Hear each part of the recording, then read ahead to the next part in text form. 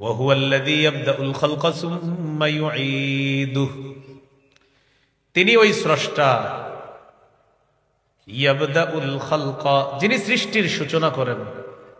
তাহলে আমার আপনাকে সূচনা করেছেন আল্লাহ, অনস্তিত্ব থেকে অস্তিত্বে এনেছেন আল্লাহ। সুম্মা ইউঈদু, তিনি আবার পুনরায় তাকে সৃষ্টি করবেন। সুবহানাল্লাহ, আবার পুনরায় মারা যাব এরপরে। এখন আল্লাহ যে কথাটা বললেন, ওয়া হুয়া আহওয়ানু আলাইহি, আল্লাহ তাআলা বলেন পরের বার সৃষ্টি করা এটা তো আগের চাইতে আরো সহজ, আহওয়ান অধিক সহজ। আমার আপনার কোনো স্যাম্পল ছিল না, স্যাম্পল ছাড়াই সৃষ্টির সূচনা আল্লাহ করেছেন। এখন আমার আপনার একটা স্যাম্পল আছে। আল্লাহ বলেন স্যাম্পল ছাড়া তোমাকে প্রথম বানাইলাম আমি আল্লাহ। এখন তো তুমি আছো আব্দুর রহিম, তুমি আব্দুর রহমান, অমুকে অমুক, তোমাদের স্যাম্পল আছে। এই পরের বার তোমাকে আবার পুনরুত্থান করা আরো সহজ।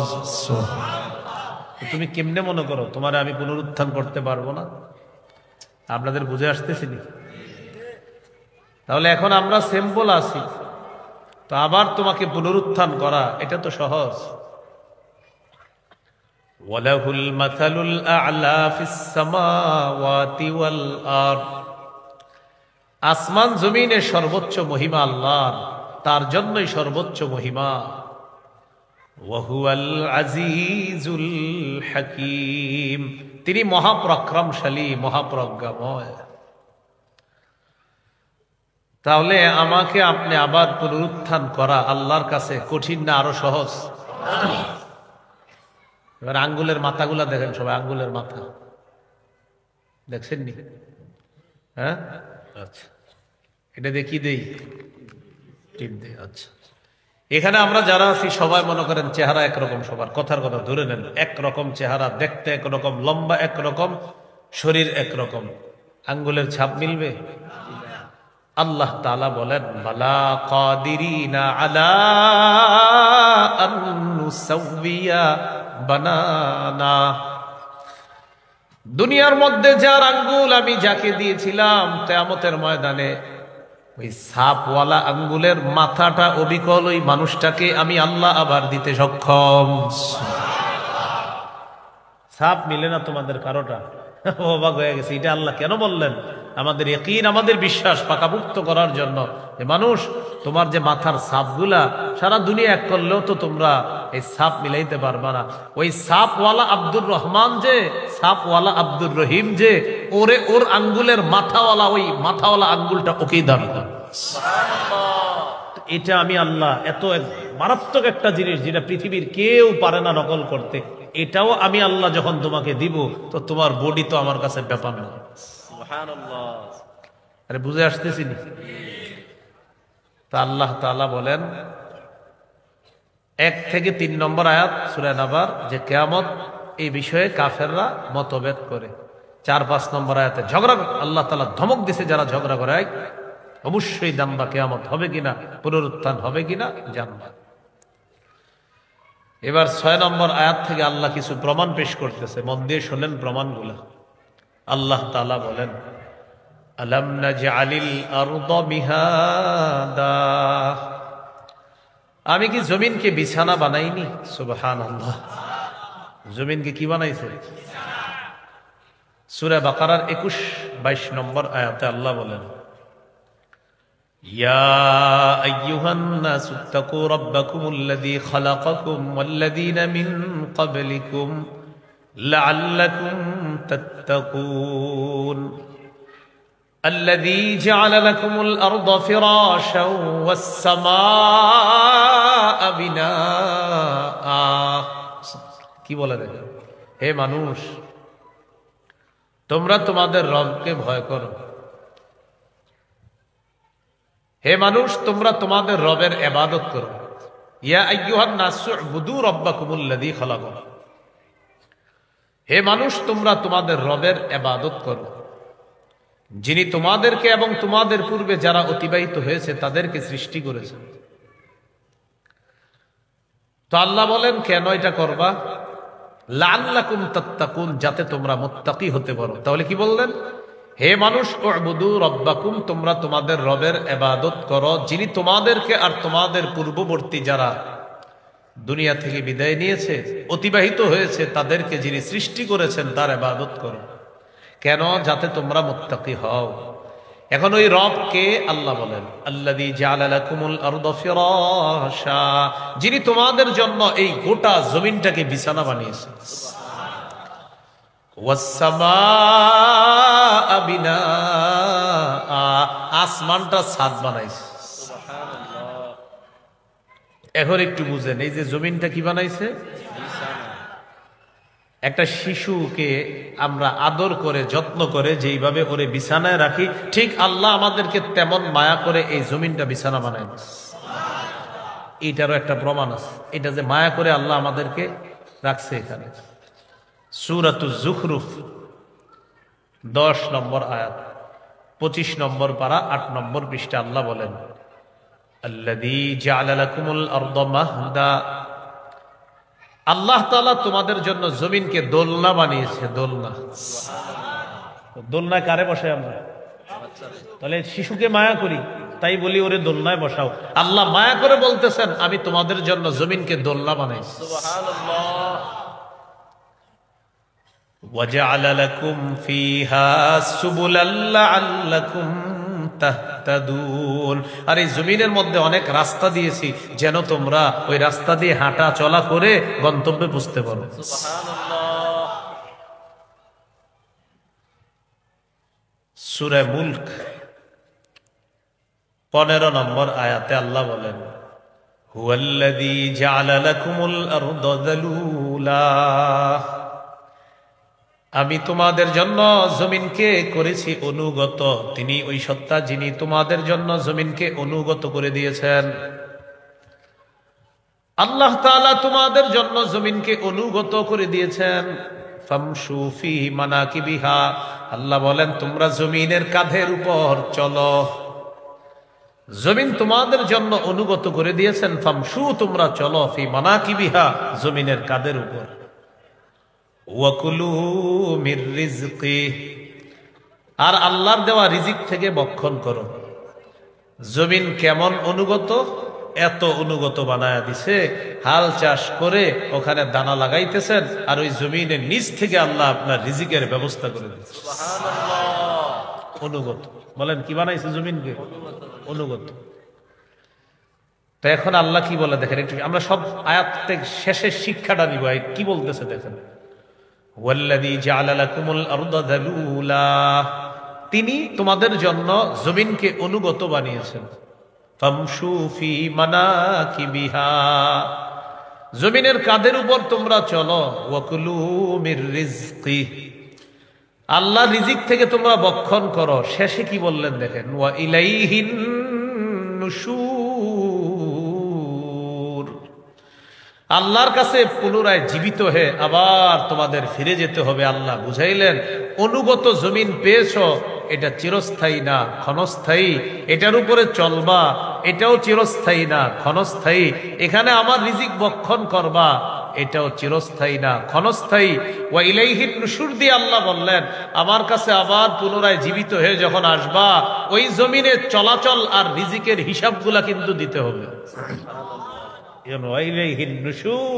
আল্লাহর কাছে কি যাইবা, আবার গিয়ে কিন্তু হিসাব দিতে হবে, ঠিকঠাক মতো চলছো কিনা, উল্টা পাল্টা কিছু করো নাই তো, হিসাব দিতে হবে। এখন দেখেন আল্লাহ কি বললেন, আলাম নাজআলিল আরদা মিহাদা, সূরা নাবা, যেটা আমরা আলোচনা চলতেছে, 6 নম্বর আয়াত। তিনি কি তোমাদের জন্য জমিনকে বিছানা বানাননি? তাহলে বলেন, আমাদের জন্য জমিন বিছানা বানিয়েছেন কে? আল্লাহ।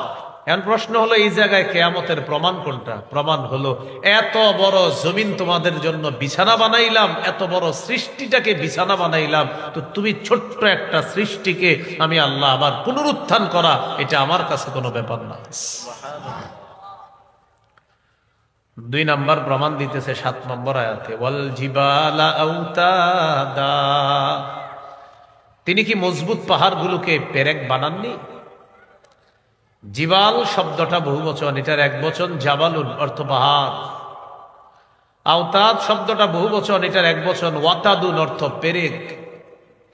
ওয়াল জিবালা আওতাদা, তিনি কি পাহাড়গুলোকে পেরেক হিসাবে জমিন স্থাপন করেননি? এর মানে হলো এই জমিনের নিচে পানি, পানির উপরে আমরা ভাসমান জমিনের উপর বসে আছি, কিন্তু জমিন নড়াচড়া করে না। আল্লাহ বলেন কেন জানো? ওয়াল জিবালা আওতাদা, মজবুত পাহাড়কে পেরেক হিসাবে জমিনের উপর বসায়া দিয়া জমিনের নড়াচড়া বন্ধ করে তোমাদের বসবাসের উপযোগী করে দিয়েছে। এই জন্য ওয়াল জিবালা আওতাদা। এখন এখান থেকে প্রমাণ নেন। প্রমাণ কোনটা? যে পাহাড় এত বড় একটা সৃষ্টি, যেটা দিয়ে জমিনকে আমি এইভাবে হেলে ধুলা থেকে আটকায় রাখলাম, এই পাহাড়টাকেও একদিন আমি আল্লাহ টুকরা টুকরা করে দিব। টুকরা টুকরা করার পর এরপর আমি আল্লাহ পুরা জমিনটাকে সমতল বানায় ফেলবো। এটা যদি আমি সক্ষম হই, তো তুমি ছোট্ট একটা সৃষ্টিকে আবার কেন পুনরুত্থান করতে পারবো না?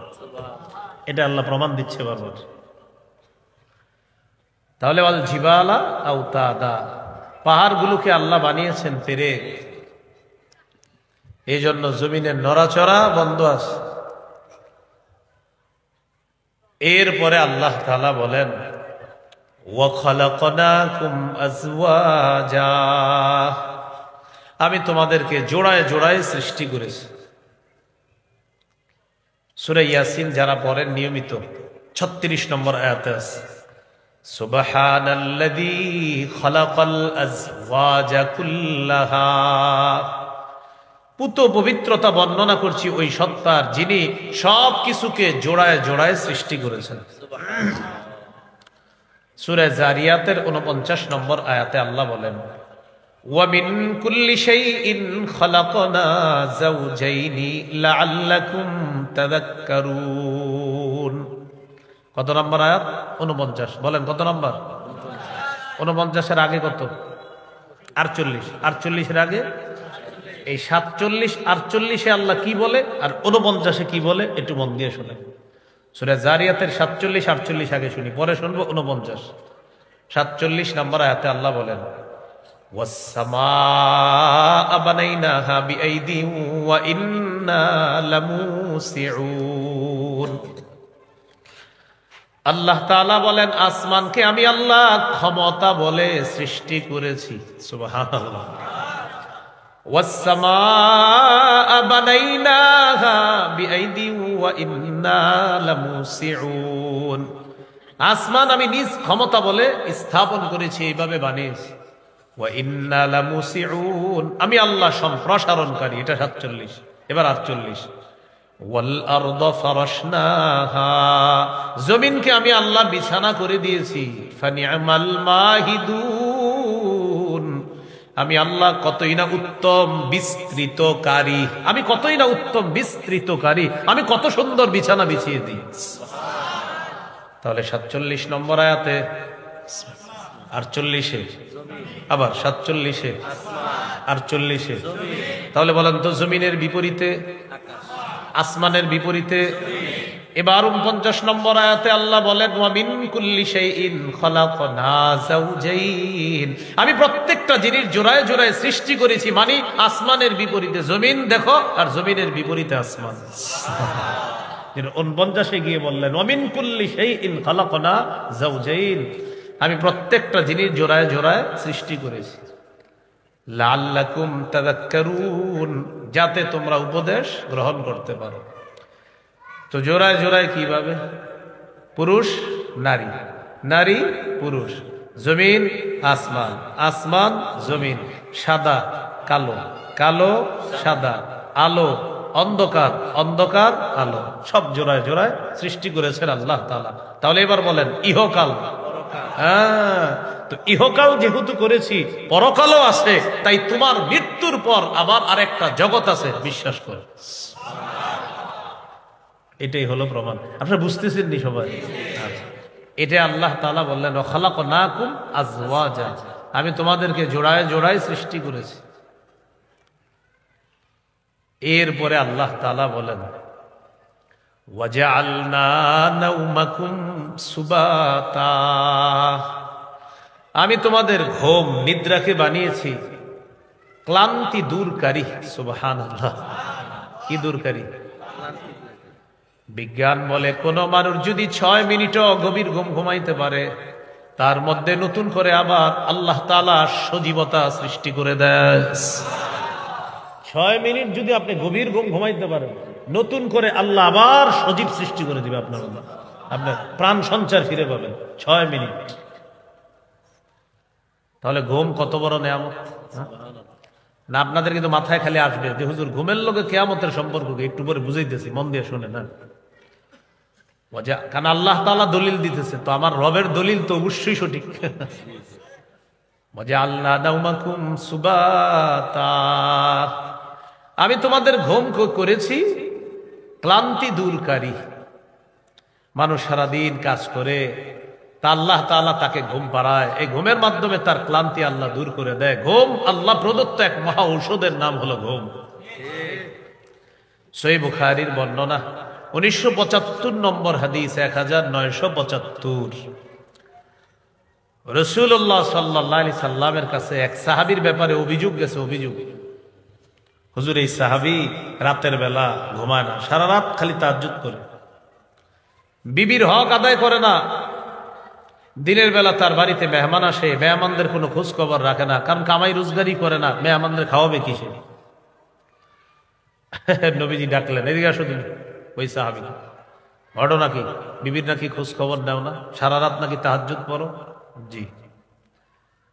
কামাই করো না, সারাদিন তুমি নফল নামাজ পড়তে থাকো, সারাদিন রোজা রাখো, আর রাতের বেলা তাহাজ্জুদ, দিনের বেলা রোজা রাখে, রাতের বেলা সারা রাত নামাজ পড়ে, আর কোনো কামাই করে না, কিচ্ছু করে না। নবীজি বললেন, ঘুমাও কখন? তো ঘুমায়ও না। فقال رسول الله صلى الله عليه وسلم ان لجسدك عليك حقا, তোমার উপর তোমার শরীরের হক আছে। ওয়ালি আইনিকা আলাইকা হাক্কা, তোমার চোখের উপর তোমার হক আছে, তোমার চোখের জন্য তোমার উপর হক আছে। তাহলে শরীরের হক আছে, চোখের হক আছে। ওয়ালি জাওজিকা আলাইকা হাক্কা, তোমার উপর তোমার বিবির হক আছে। ওয়ালি জাওরিকা আলাইকা হাক্কা, তোমার মেহমানের উপর, মেহমানের জন্য তোমার হক আছে। তাহলে তোমার শরীরের জন্য তোমার হক আছে, তোমার চোখের জন্য তোমার উপর হক আছে, তোমার স্ত্রীর জন্য তোমার উপর হক আছে, তোমার মেহমানের জন্য তোমার উপর হক আছে, তোমার চোখের জন্য তোমার উপর হক আছে। দ্বারা তুমি ঘুমাইতে হবে, চোখকে বিশ্রাম দিতে হবে। এই ঘুম, এটা আল্লাহ প্রদত্ত এক মহা ঔষধের নাম হলো ঘুমানো। কি করা? ঘুমানো। ঘুমানো।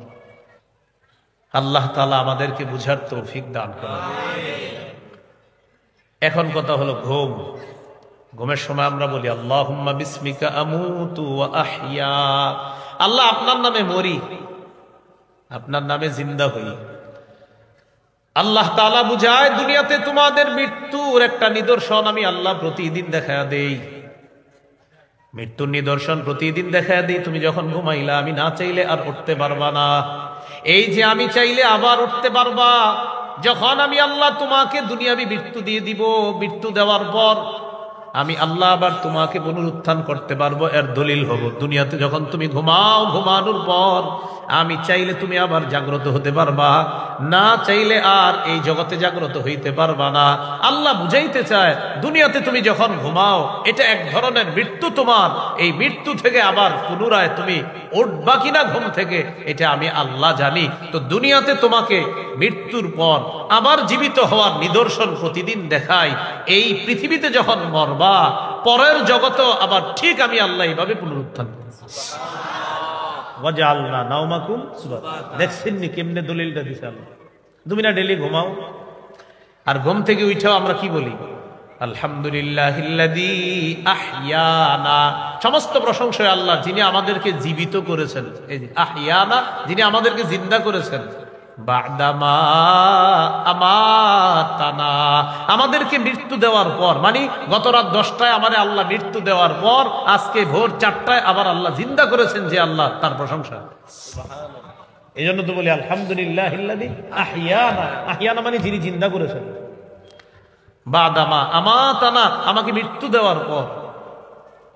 তো আল্লাহ বলেন প্রত্যেক দিন এই দোয়া পড়ো, যে তুমি যখন ঘুমাও এটা মৃত্যু, আবার যখন জাগ্রত হও এটা তোমার জীবিত হওয়া। হ্যাঁ, একদিন তুমি দুনিয়া থেকে এইভাবে মরে যাইবা, এটাও আমি আল্লাহ যখন চাইবো তখন মারা যাইবা। আবার তোমাকে পরের জগতে পুনরুত্থান করব যেইভাবে ঘুম থেকে জাগ্রত করি। বুঝে আসছেনি আপনাদের? এই হলো ওয়াজআলনা নাওমাকুম সুবাতা। এরপরে আল্লাহ তাআলা বলেন ওয়াজআলনাল লাইলা লিবাসা, আমি রাত্রকে করেছি আবরণ, পোশাক। এই পোশাক তোমাদের জন্য আমি আল্লাহ দিনের উপরে এই রাত নামক পোশাক আমি আল্লাহ পড়ায় দিই। কেন জানো? চারদিকের আওয়াজগুলা যেন বন্ধ থাকে, তোমার জন্য একটা আরামের ঘুম হয়। তোমার জন্য একটা কি হয়? আরামের ঘুম হয়। তো এবার বলেন তো, রাতের বিপরীতে, দিনের বিপরীতে, ইহকালের বিপরীতে, পরকালের বিপরীতে কিয়ামতের দলিল। তো আল্লাহ বলেন রাতটা কেন দিলাম? রাত দিলাম পোশাক হিসাবে। কিসের পোশাক? দিনের উপরে আমি একটা অন্ধকারের পোশাক পরায়া দিই। ওই অন্ধকারে আমি আল্লাহ প্রদত্ত অনেক কিছু আমি আল্লাহ নাজিল করি, যেন আরামে তোমার ঘুমটা হয়। চারদিকের আওয়াজগুলা বন্ধ করে দিই। বান্দা তোমাকে খুব ভালোবাসি, তো তাই তোমার আরামের ঘুমের জন্য আমি আল্লাহ এই ব্যবস্থাপনা করি। তো এত ভালোবাসে আল্লাহ, আমাদেরকে ঘুম পাড়ায়। ফজরের সময় রবের ভালোবাসা একটু উঠি না? রব আমাদেরকে কত ভালোবাসে। আমাদের আরামের জন্য রাতের উপরে আল্লাহ তাআলা, এই দিনের উপরে আল্লাহ রাতের পোশাক পরায় দেয়, অন্ধকারের পোশাক পরায় দেয়। কেন? কারণ রব তার বান্দাকে অনেক ভালোবাসে। তার ঘুমটা যেন স্বাস্থ্যদায়ক ঘুম হয়, তার ঘুমটা যেন স্বস্তিদায়ক হয়, তার ঘুমটা যেন ক্লান্তি দূরকারী হয়, তার ঘুম যেন হাজারো রোগের শেফা হিসাবে হয়, এমন একটা ঘুম আল্লাহ দেয়। এই জন্য ঘুমকে মহা ঔষধ বলা হয়। ঘুমকে কি বলা হয়? যার ঘুম ঠিক, দেখবেন তার পেট, এরপরে যত শারীরিক বিভিন্ন রোগ বিমারি, মাশাআল্লাহ ঘুম ঠিক। যাদের মাশাআল্লাহ ভালো ঘুম হয়, এই জাতীয় লোকদের পেট ইত্যাদির সমস্যা পাবেন না। তো আল্লাহ তাআলা বলেন ওয়াজআলনাল লাইলা লিবাসা, রাতকে করেছি আবরণ, পোশাক। দিনের উপর একটা পোশাক পরিয়ে দিয়েছি আমি আল্লাহ, আমাদের ঘুমটা যেন আরামের ঘুম হয়। এবার ঘুমায় কি করব আমরা? সকালবেলা উঠা ফজরের নামাজ পড়ার পর ওয়াজআলনা নাহারা মাআশা, দিনকে করেছি তোমার জীবিকা অন্বেষণের জন্য। তাহলে রাতে মোবাইল চালানো যাবে না, তাড়াতাড়ি ঘুমায়া যাবেন, আরামের একটা ঘুম ঘুমাইবেন। 4টা বাজে ওইটা 2 রাকাত 4 রাকাত তাহাজ্জুদ নামাজ পড়বেন, করার পর একটু জিকির আজগার বৈশা বৈশা কম্বলের তলে লেপের নিচে করার যে কি আরাম, কি মজা, যে না করবেন সে বুঝবেন না। একদিন কইরা দেখবেন খুব মজা। আর রাতের বেলা যদি তাহাজ্জুদে দাঁড়ায়া যাইতে পারেন, সহিহুত তারগীবের 630 নম্বর হাদিসে আছে, রাজুলুন কামা ফি লাইলাতিন বারিদাতিন মিন ফিরাশিহি ওয়া লিহাফিহি ওয়া দিসারিহি, লেপ কম্বল ইত্যাদি ছেড়ে যদি কেউ ওযু করে নামাজের মধ্যে দাঁড়ায়া যায়, আল্লাহ খুশিতে তাকে দেখে হাসতে থাকে। এই শীতের রাতে করে কি দেখো, ফেরেশতাদেরকে বলে যে ও করে কি দেখছো, ওইভাবে এই ঠান্ডা পানি দিয়ে উযু করে নামাজে দাঁড়ায়। আল্লাহ ফেরেশতাদেরকে বলে মা হামালা আবদি হাদা আলামা সনা, আচ্ছা ও এইভাবে তাহাজ্জুদ নামাজে দাঁড়াইছে কেন বলো তো তোমরা? আল্লাহ তো সব জানে। তো ফেরেশতারা বলে আল্লাহ 2 কারণে, রাজা আমা ইনদাক ওয়া শাফকাতাম মিম্মা ইনদাক, আপনার থেকে নেয়ামত পাওয়ার আশায় আর আপনার আযাবের ভয়ে। আল্লাহ বলেন ফেরেশতারা সাক্ষী থাকো, আতাইতুহু মা রাজা, যে আশায় দাঁড়িয়েছে দিয়ে দিলাম। ওয়া আম্মানতুহু মিম্মা ইয়াখাফ, যে ভয়ে দাঁড়িয়েছে ভয় থেকে নিরাপত্তাও দিয়ে দিলাম।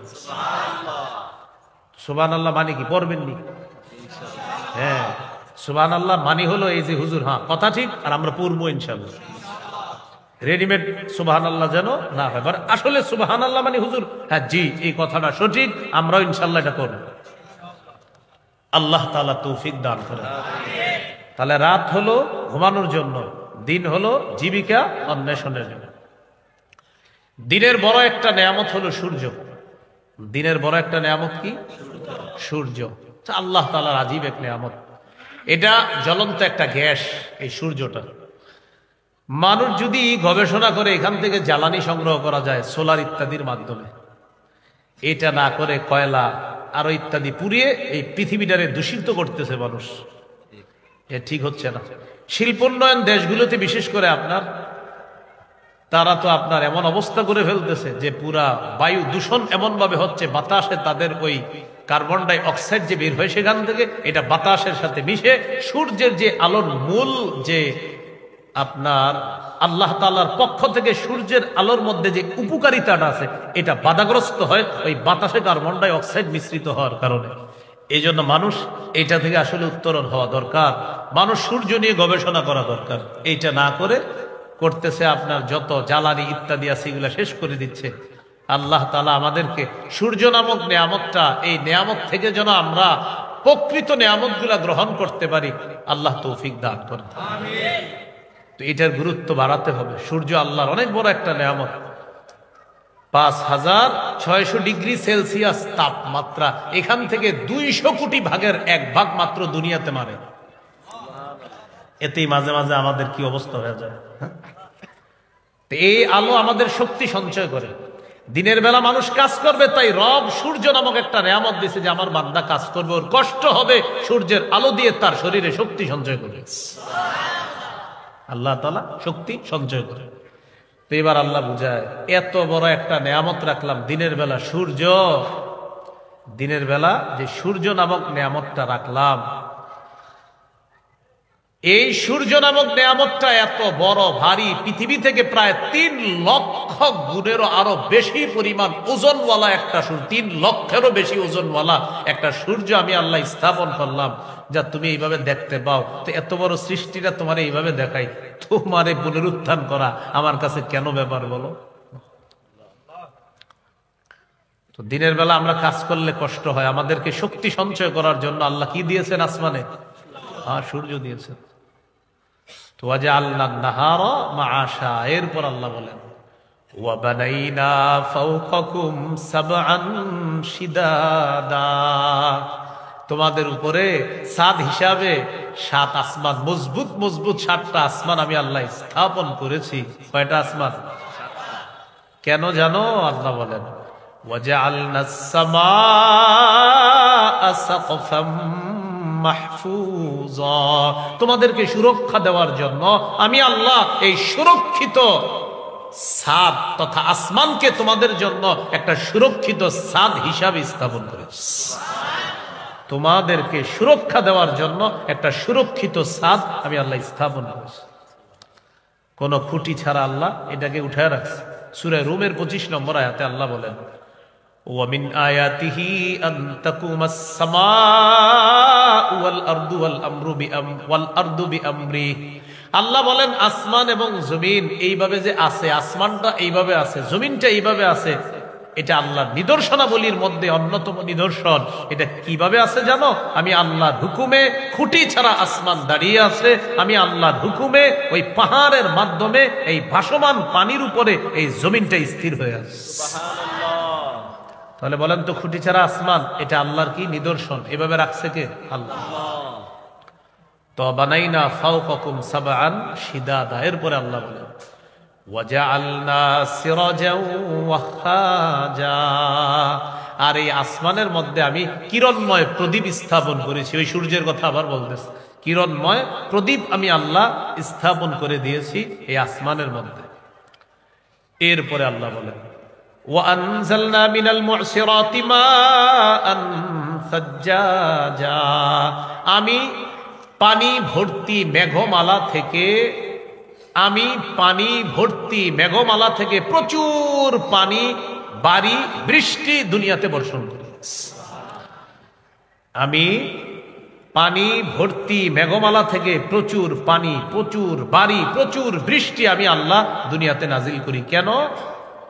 লিনুখরিজা বিহি হাব্বাও ওয়া নাবাতা, যেন এটার মাধ্যমে উদ্ভিদ এবং শস্য আমি আল্লাহ বের করতে পারি। এখন আল্লাহ বুঝায়, পানি দিলাম আমি আল্লাহ,